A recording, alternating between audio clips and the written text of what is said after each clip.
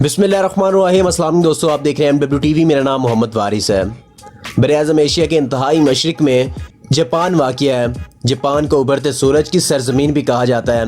Japan अपनी technology की वजह से और अपनी प्रोडक्ट्स की वजह से पूरी दुनिया में मशहूर है, क्योंकि इसकी प्रोडक्ट्स पूरी दुनिया में ख़रीदी जाती हैं और इनका एक नाम है। दुनिया की बड़ी बड़ी मल्टीनेशनल कंपनियां जैसा कि टोयोटा, सुजुकी, यामाहा, सोनी और होंडा का ताल्लुक भी जापान से ही है।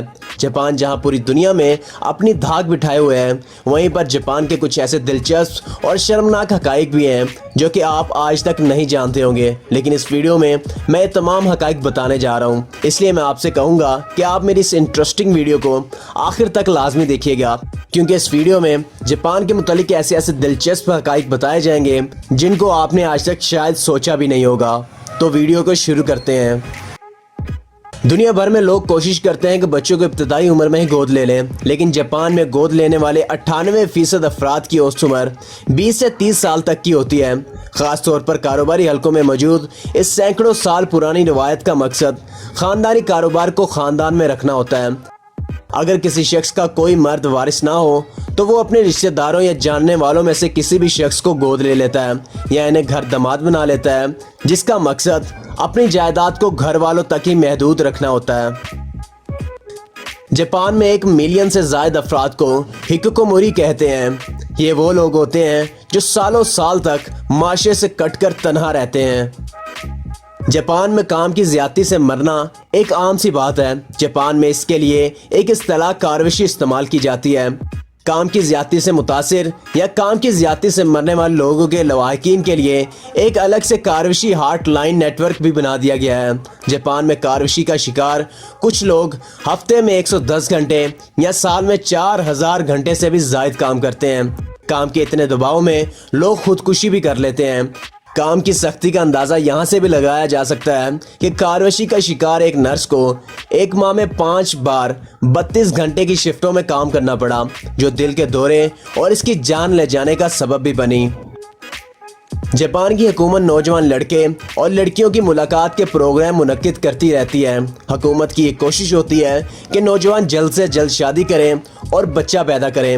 हुकूमत की तशवीश की वजह यह है कि 2010 से लेकर अब तक जापान की आबादी बढ़ने की बजाय 1 मिलियन से ज़्यादा कम हो चुकी है। यानी कि वहाँ पर लोग ना तो शादी करते हैं और ना ही बच्चे पैदा करने में कोई दिलचस्पी लेते हैं। अगर आप जापान जाएं और लोगों की एक बड़ी तादाद को सर्जिकल मास्क पहने देखें तो घबराने की बिल्कुल ज़रूरत नहीं है। ये वबाई मर्ज के फैलाव की वजह से नहीं है, बल्कि ये जापान में एक आम सा फैशन बन चुका है। जापान सर्जिकल मास्क पहनकर अपने चेहरे को गर्म रखते हैं और इसी तरह इन्हें अजनबियों से भी गुफ्तगू नहीं करना पड़ती।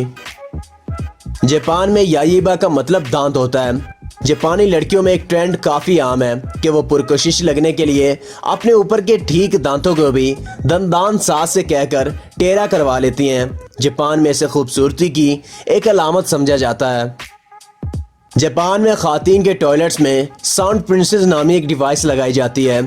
ये डिवाइस फ्लश में पानी बहाए जाने की मसनूई आवाज़ को खारिज करती है। असल में फ्लश में पानी बहाए जाने की आवाज़ के सिवा कोई दूसरी आवाज़ बाहर जाने पर ख़ातीन काफ़ी ज़्यादा शर्मिंदगी महसूस करती हैं। जापान में किंसुगी या सुनहरी जोड़ों से टूटे बर्तनों के जोड़ों को छुपाया नहीं जाता, बल्कि उजागर किया जाता है। किंसुगी में टूटे हुए बर्तनों को गोल्ड पाउडर या गोल्ड लिक्विड से जोड़ा जाता है। इसी तरह से बर्तन को छुपाने की बजाय तारीख का हिस्सा बना दिया जाता है। जापान में पहलवानों का एक मुकाबला नेकी सोमो बेबी क्राइंग कॉन्टेस्ट के नाम से मशहूर है। इसमें पहलवानों के बीच बच्चों को पहले रुलाने का मुकाबला होता है। ये मुकाबले सैकड़ों सालों से जारी हैं।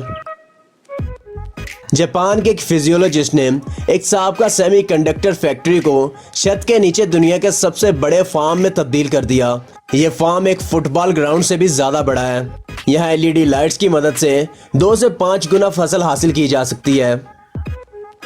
ये थे जापान के वो 10 दिलचस्प हकाइक जिनको मैं आपके साथ शेयर करना चाहता था, जिनको आप में से बहुत से लोग इस वीडियो को देखने से पहले नहीं जानते होंगे। आपको जापान के 10 दिलचस्प हकाइक कैसे लगे, अपनी राय का इज़हार कमेंट बॉक्स में ज़रूर करिएगा। और अगर आप किसी और मुल्क के बारे में इंटरेस्टिंग फैक्ट्स जानना चाहते हैं तो हमें कमेंट बॉक्स में ज़रूर बताइएगा। आई होप आपको ये मेरी वीडियो काफ़ी अच्छी लगी होगी और आपको इस वीडियो से काफ़ी कुछ जानने को भी मिला होगा। अगर आपको ये मेरी वीडियो अच्छी लगी है तो वीडियो को लाइक करें और दोस्तों के साथ भी ज़रूर शेयर करिएगा। अगर आप अभी तक हमारे चैनल पर नए हैं और चाहते हैं कि इस तरह की मज़ीद अच्छी वीडियोस आपको बर वक्त पहुँचती रहें तो हमारे इस चैनल को सब्सक्राइब कर लें और बेल आइकन को ज़रूर प्रेस कर लीजिएगा ताकि हर नए आने वाली वीडियो का नोटिफिकेशन आप तक बर वक्त पहुँच जाए और आप किसी भी वीडियो से महरूम ना रह जाएं। अब आपसे मुलाकात होगी इंशाल्लाह ताला अगली वीडियो में। तब तक अपना और अपने गिरदुना का ख्याल रखिएगा, अपनी दुआओं में याद करिएगा। अल्लाह निगहबान।